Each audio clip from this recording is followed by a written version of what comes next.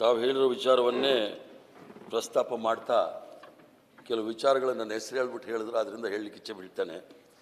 ತಾವು ಹೇಳಿದ ನಿಜ, ಈ ಸದನ ನಮ್ಮದಲ್ಲ. ನಾನು ಈಗಾಗಲೇ ಹೇಳಿದ್ದೀನಿ, ನಾವು ಬಾಡಿಗೆಗೆ ಬಂದಿರೋ ಜನ ಇಲ್ಲಿ 7 ಜನ ಇರ್ತಕ್ಕಂಥ ಈ ರಾಜ್ಯದ ಜನತೆಯ ಸದನ. ಈ ರಾಜ್ಯದ ಜನತೆ 140 ಜನಕ್ಕೆ ಆರಿಸಿ ಕಳಿಸಿದ್ದಾರೆ. ಸರ್ಕಾರವನ್ನು ನೀವು ನಡೆಸಿ ಜನಹಿತ ಕಾರ್ಯಕ್ರಮಗಳು ಮಾಡಿ ಅಂತ ಹೇಳಿ. ಆ ಸರ್ಕಾರದ ನೀತಿ ನಿಯಮಗಳಿಗೆ ಯಾರೂ ಸಹ ಅಪಮಾನ ಮಾಡೋಂಗಿಲ್ಲ. 5 ವರ್ಷ ಆದಮೇಲೆ ಒಳ್ಳೆಯದು ಕೆಟ್ಟದ್ದು ಅವ್ರು ತೀರ್ಮಾನ ಮಾಡಿ ಪ್ರೋಗ್ರೆಸ್ ರಿಪೋರ್ಟ್ ಕೊಡ್ತಾರೆ. ಅಲ್ಲಿವರೆಗೂ ನಮಗೆ ಇದು ಸ್ಥಿತಿ ಇಲ್ಲ, ಸಹಿಷ್ಣುತೆ ಇಲ್ಲ. ಮೇಲಾಗಿ ನಾನು ಹೇಳಿದಾಗ ನನ್ನ ಪಕ್ಷದಲ್ಲಿ ಎಲ್ಲ ಸೀನಿಯರು ಜೂನಿಯರ್ ಅನ್ನೋದೇನೂ ಇಲ್ಲ. ಯಾರಿಗೆ ಜವಾಬ್ದಾರಿ ಇರುತ್ತೆ, ಸಭಾನಾಯಕರು, ಸಂಸದೀಯ ಸಚಿವರು, ಮುಖ್ಯ ಸಚೇತಕರು, ಅವ್ರು ಏನು ಹೇಳ್ತಾರೆ ಅದನ್ನೇ ನಾವು ಕೇಳೋದು. ನಮ್ಗೆ ಇಷ್ಟ ಇದೆಯೋ ಇಲ್ವೋ. ನಾವು ಯಾವುದೇ ಬೇರೆ ಸಂಘಟನೆಗಳು ವಾಟ್ಸಪ್ ಯೂನಿವರ್ಸಿಟಿಯಿಂದ ತೆಗೆದುಕೊಂಡು ನಾವೇನು ತೀರ್ಮಾನಕ್ಕೆ ಬರೋದಿಲ್ಲ. ಅವ್ರು ಹೇಳಿದ್ರು, ನಾನು ಕೇಳಿದ್ದೀನಿ. ಎರಡನೇದು, ಮಾನ್ಯ ಸದಸ್ಯರು ಪಾಕಿಸ್ತಾನ ವಿಚಾರದಲ್ಲಿ ಹೇಳಿದ್ರು, ಹರಿಪ್ರಸಾದ್ ಅವರು ಹೀಗೆ ಮಾತಾಡಿದ್ರು ಅಂಥೇಳಿ. ವಿದೇಶಾಂಗ ನೀತಿ ನಾವಿಲ್ಲಿ ಮಾತಾಡಬೇಕೋ ಇಲ್ವೋ ಅನ್ನೋದು ಗೊತ್ತಿಲ್ಲ. ನನಗೆ ಅಲ್ಪ ಸ್ವಲ್ಪ ಗೊತ್ತಿರೋದು ಹೇಳ್ತೇನೆ ಕೇಳಿ. ನನ್ನ ಮೊದಲನೇ ಪಾಸ್ಪೋರ್ಟ್ 1979 ಇಸ್ವಿನಲ್ಲಿ ಮಾಡಿದಾಗ ನಮ್ಮ ರಾಷ್ಟ್ರದ ಚಿಂತನೆಗೆ ವಿರುದ್ಧ ಇದ್ದಂಥ ದಕ್ಷಿಣ ಆಫ್ರಿಕಾ ಪಾಸ್ಪೋರ್ಟ್ ತಗೊಂಡಾಗ passport is valid in all the countries except South Africa ಅಂತಿತ್ತು. ಅಲ್ಲಿ ವರ್ಣಭೇದ ಇದೆ, ಅದನ್ನು ನಾವು ಒಪ್ಪಕ್ಕೆ ಸಾಧ್ಯ ಇಲ್ಲ. ವರ್ಣಭೇದ ಇರೋವರೆಗೂ ನಾವು ಆ ರಾಷ್ಟ್ರಕ್ಕೆ ಯಾರೂ ಸಹ ಹೋಗೋದಿಲ್ಲ ಅಂಥೇಳಿ ನಮ್ಮ ಪಾಸ್ಪೋರ್ಟಲ್ಲಿದೆ. ಬೇಕಾದ್ರೆ ಆ ಪಾಸ್ಪೋರ್ಟ್ ನನ್ನ ಹತ್ರ ಈಗಲೂ ಇದೆ, ಇಟ್ಕೊಂಡಿದ್ದೀನಿ. ಅದ್ರದ್ದು ಫೋಟೋ ಕಾಪಿ ಬೇಕಾದ್ರೆ ಎಲ್ರಿಗೂ ಸಹ ಕಳಿಸ್ಕೊಡ್ತೀನಿ. ಅದು 1999 ಇಸ್ವಿನಲ್ಲಿ ನೆಲ್ಸನ್ ಮಂಡೇಲಾರವರು ಹೊರಗಡೆ ಬಂದ ಮೇಲೆ 27 ವರ್ಷ ಆದಮೇಲೆ ಜೈಲಿಂದ ಹೊರಗಡೆ ಬಂದ ಮೇಲೆ ಅವ್ರ ಅಧ್ಯಕ್ಷರಾದ ಮೇಲೆ ಆ ಪಾಸ್ಪೋರ್ಟಲ್ಲಿ ಸೌತ್ ಆಫ್ರಿಕಾಗೆ ಹೋಗ್ಬೋದು ಅಂತೇಳಿ ಅವಕಾಶಗಳು ಕೊಟ್ಟರು. ಭಾಳಷ್ಟು ಸದಸ್ಯರು ಟ್ರೋಲ್ ನನಗೆ ಮಾಡ್ತಾರೆ ಅಂದರೆ ಹಂಗಲ್ಲ. ಟ್ರೋಲ್ ಆರ್ಮಿಗಳು ವಾಟ್ಸಪ್ ಯೂನಿವರ್ಸಿಟಿನಲ್ಲಿ ಇವರು ಪಾಕಿಸ್ತಾನ ಬಗ್ಗೆ ಹಿಂಗಂದ್ರು ಹಂಗಂದ್ರು ಅಂಥೇಳಿ. ಪಾಕಿಸ್ತಾನ ಇವ್ರಿಗೇನಾದರೂ ಶತ್ರು ರಾಷ್ಟ್ರ ಅಂತಿದ್ರೆ ಅದು ನಾವು ನೀವು ತೀರ್ಮಾನ ಮಾಡೋಕ್ಕಾಗೋದಿಲ್ಲ. ರಸ್ತೆನಲ್ಲಿ ಹೋಗೋ ಯಾವನೋ ದಾರಿಲಿ ಹೋಗೋರೆಲ್ಲ ತೀರ್ಮಾನ ಮಾಡೋಕ್ಕಾಗಲ್ಲ. ಈ ದೇಶದಲ್ಲಿ ವಿದೇಶಾಂಗ ನೀತಿ ಅನ್ನೋದು ಇದೆ. ವಿದೇಶಾಂಗ ನೀತಿನಲ್ಲೇ ಸೌತ್ ಆಫ್ರಿಕಾಗೆ ನಾವು ಹೋಗಬಾರ್ದು ಅಂತ ಹೇಳಿ ತೀರ್ಮಾನ ಆಗಿದ್ದು. ಇವ್ರಿಗಿದು ಶತ್ರು ರಾಷ್ಟ್ರ ಅಂದಮೇಲೆ ವಿದೇಶಾಂಗ ನೀತಿನಲ್ಲಿ ಒಂದು ತೀರ್ಮಾನ ತೆಗೆದುಕೊಳ್ಳಿ.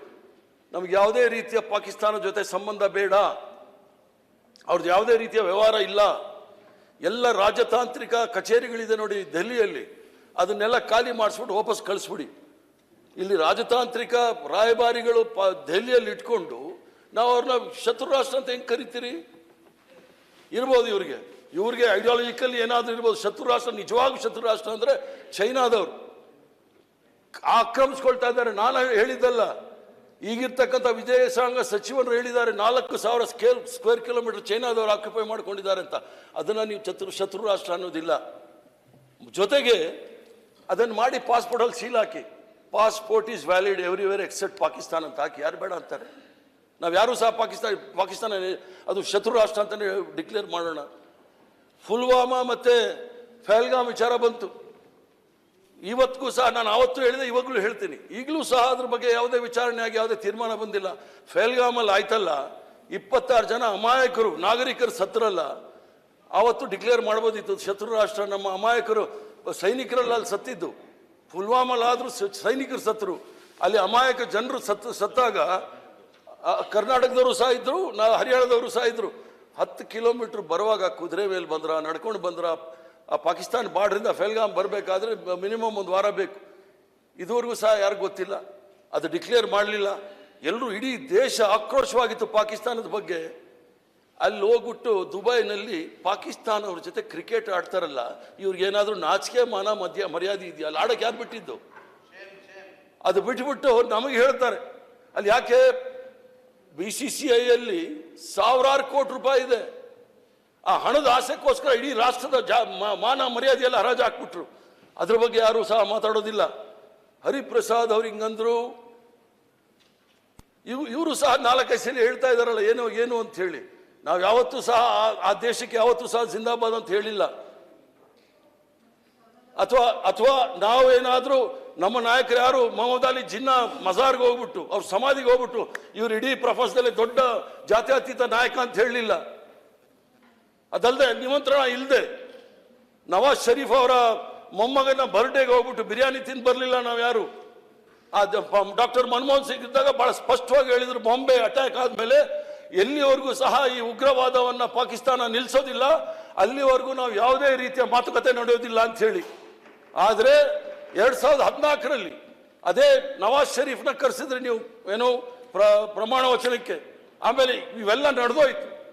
ತಿರ್ಗಾ ನಮಗೆ ಹೇಳ್ತೀರಾ ಸ್ವತಂತ್ರ ಹೋರಾಟದಲ್ಲಿ 1, 2, 3 ಈಗ 10 ಬೆರಳಿದೆ ನೋಡಿ, 10 ಬೆರಳಲ್ಲಿ 10 ಜನದ ಹೆಸರು ಹೇಳ್ಬಿಡಿ.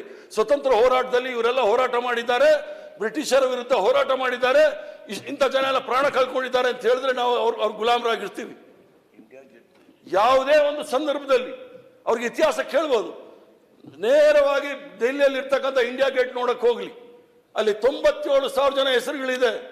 37,000 ಜನ ಮುಸಲ್ಮಾನರು ಇದ್ದಾರೆ, 18,000 ಜನ ಸಿಖ್ರಿದ್ದಾರೆ, ಕ್ರಿಶ್ಚಿಯನ್ಸ್ ಇದ್ದಾರೆ. ಯಾವುದಾದ್ರೂ ಒಂದೇ ಒಂದು ಇವ್ರ ಸಂಘಟನೆಗಳು ಇದೆಯಲ್ಲ, ನಮ್ಮ ದೇಶವನ್ನು ಕಾಪಾಡೋದು ದೇಶ ಪ್ರೇಮಿಗಳು ದೇಶಭಕ್ತರು ಅಂತೇಳಿ ಸರ್ಟಿಫಿಕೇಟ್ ಕೊಡೋರು, ಒಂದು ಹೆಸರು ತೋರಿಸ್ಬಿಡ್ಲಿ ಆ ಇಂಡಿಯಾ ಗೇಟಲ್ಲಿ. ಸೊ ಆದ್ರಿಂದ ಇದು ನಿಲ್ಸೋದು ಒಳ್ಳೇದು. ಇಲ್ಲಾಂದ್ರೆ ಇದ್ರ ಬಗ್ಗೆ ಚರ್ಚೆ ಆಗಂಗಿದ್ರೆ ನಾವು ಚರ್ಚೆ ಮಾಡ್ಲಿಕ್ಕೆ ತಯಾರಿದ್ದೀವಿ. ಆದ್ರಿಂದ ವಿಶೇಷಾಂಗ ನೀತಿ ಮಾಡೋದಿಲ್ಲ. ಯಾಕಂದ್ರೆ ನಾನು ಯಾರಿಗಾದ್ರೂ ಇಲ್ಲಿ ಹೊಗಳ್ತೀನಿ, ಆ ಪಕ್ಷದಲ್ಲಿ ಇದ್ರೆ ನನಗೇನು ಅಭ್ಯಂತರ ಇಲ್ಲ. ಹೊಗಳದು ಒಂದು 6 ತಿಂಗಳಿಗೆ ಅವ್ರ ಕೈಯಲ್ಲಿ ನನಗೆ ಬಯಸ್ತಾರೆ. ಆದ್ರಿಂದ ಸತೀಶ್ ಅವ್ರು ಬಹಳ ಚೆನ್ನಾಗಿ ಮಾತಾಡಿದ್ರು, ಇನ್ನೂ ಕೆಲವ್ರ ಬಗ್ಗೆ ನಾನು ಒಳ್ಳೇದು ಮಾತಾಡಿದ್ದೆ, ಅವ್ರ ಕೈಲೇ ನನಗೆ ಬಯಸ್ತಾರೆ. ಆದ್ರಿಂದ ನನಗೇನು ಬೇಸರ ಇಲ್ಲ. ಮತ್ತೆ ನಾನು ಹೇಳಿರ್ತಕ್ಕಂಥದ್ದು ಈಗಲೂ ಕೂಡ ನನ್ನ ಸಮುದಾಯದ ಒಬ್ಬ ಹುಡುಗನ್ನ ಕೊಲೆ ಆಯ್ತು ಸಿದ್ದಾಪುರದಲ್ಲಿ. ಮೊಬೈಲ್ ಬೇಡ ಆಯ್ತಾ, ಕೊಲೆ ಆಯ್ತು. ಯಾರು ಕೊಲೆ ಮಾಡಿದ್ದು? ಒಬ್ಬ ಜ್ಯೋತಿಷ್ಯ ಹೋಗಿ ಕೊಲೆ ಮಾಡಿದ್ದಾನೆ. ಅದೊಂದು ಹೆಣ್ಮಗಳ ವಿಚಾರದಲ್ಲಿ ನಮ್ಗಿರ್ತಕ್ಕಂಥ ಕಾಳಜಿ, ನಮ್ಮ ನಾಯಕರು ಸೋನಿಯಾ ಗಾಂಧಿ ಅವ್ರು ತೋರಿಸಿದಂಥ ಕಾಳಜಿ ಯಾರು ಸಹ ಈ ದೇಶದಲ್ಲಿ ತೋರಿಸಿಲ್ಲ ಹೆಣ್ಮಕ್ಳ ಬಗ್ಗೆ. ಅದರಿಂದ ಇವ್ರು ಯಾರು ನಮ್ಗೆ ಹೇಳ್ಕೊಡೋದು ಬೇಕಾಗಿಲ್ಲ. ನಾವು ಹೇಳಿದ್ದು ಹೆಣ್ಮಕ್ಳು ಬಹಳ ಸುರಕ್ಷಿತವಾಗಿರ್ಬೇಕು ಈ ದೇಶದಲ್ಲಿ, ಯಾವುದೇ ಸಂಘಟನೆಯಲ್ಲಿ ಇರಲಿ ಯಾವುದೇ ಇರಲಿ ಅಂತ ಹೇಳಿ. ದಿನನಿತ್ಯ ಈ ಥರ ಬಂದಾಗ ಜನಗಳಿಗೆ ಏನಾಗುತ್ತೆ, ರಾಜಕೀಯ ವ್ಯಕ್ತಿಗಳೆಲ್ಲ ಇದೇ ಥರ ಅಂತ ಎಲ್ರಿಗೂ ಸೇರ್ಸಂತಾರೆ. ಅಂದರೆ ಪುರುಷ ಪ್ರಧಾನ ಸಮಾಜದಲ್ಲಿ ಇವೆಲ್ಲ ನಡೀತಾ ಇರ್ತಕ್ಕಂಥದ್ದು ಮಹಿಳೆಯರ ಶೋಷಣೆ, ಅದ್ರ ಜೊತೆಗೆ ವ್ಯವಸ್ಥೆ, ಸಂಪ್ರದಾಯ ವ್ಯವಸ್ಥೆನಲ್ಲಿ ಏನೇನು ಆಗಿದೆ ಅನ್ನೋದು ಹೇಳಕ್ ಹೋದ್ರೆ ಹೇಳಲಿಕ್ಕೆ ಆಗೋದಿಲ್ಲ. ಅದಕ್ಕೋಸ್ಕರ ರಾಜಕಾರಣ ಮಾಡುವಾಗ ಹೆಣ್ಣಿನ ಗೌರವವನ್ನು ಮುಂದೆ ತೆಗೆದುಕೊಂಡು ಬಂದು ರಾಜಕಾರಣ ಮಾಡಬೇಡಿ, ಇದು ಅಷ್ಟೇ ನಮ್ಮ ಕಳಕಳಿ. ಆದ್ರಿಂದ ತಾವು ಹೇಳಿದಾಗೆ ಕರ್ನಾಟಕ ರಾಜ್ಯದಲ್ಲಿ 2023ನೇ ಇಸ್ವಿನಲ್ಲಿ ಕರ್ನಾಟಕದ ಜನತೆ 136 ಸೀಟ್ ಕೊಟ್ಟು ಈ ರಾಜ್ಯವನ್ನ ನೀವು ಶಾಂತಿ ರೀತಿಯಿಂದ ನಡೆಸ್ಕೊಡಿ, ಕಾನೂನು ಸುವ್ಯವಸ್ಥೆ ಸರಿಯಾಗಿರಲಿ, ಈ ರಾಜ್ಯ ಸರ್ವ ಜನಾಂಗದ ತೋಟ ಆಗಲಿ, ಇಲ್ಲೆಲ್ಲೂ ಸಹ ದ್ವೇಷ ಇದಕ್ಕೆಲ್ಲ ಕಾರಣಗಳಾಗಬಾರ್ದು ಅಂತ ಹೇಳಿ ಜನಸಾಮಾನ್ಯರು ನಮ್ಗೆ ಓಟ್ ಕೊಟ್ಟಿದ್ದಾರೆ. ಅದಕ್ಕೆ ಅವಮಾನ ಮಾಡಲಿಕ್ಕೆ ಯಾರಿಗೂ ಸಹ ಅಧಿಕಾರ ಇಲ್ಲ. ಯಾರು ಎಷ್ಟೇ ದೊಡ್ಡವರು ಇರ್ಬೋದು, ಅದು ರಾಷ್ಟ್ರಪತಿ ಇರ್ಬೋದು, ರಾಜ್ಯಪಾಲರು ಇರ್ಬೋದು, ಯಾರಿಗೂ ಸಹ ಈ ರಾಜ್ಯದ ಜನತೆ ತೀರ್ಮಾನಕ್ಕೆ ಅಪಮಾನ ಮಾಡೋಂಗಿಲ್ಲ. ಈ ಒಂದು ವಿಚಾರವನ್ನು ಹೇಳಿ ಅವಕಾಶ ಕೊಟ್ಟಿದ್ದಕ್ಕಾಗಿ ಧನ್ಯವಾದಗಳು. ನಮಸ್ಕಾರ.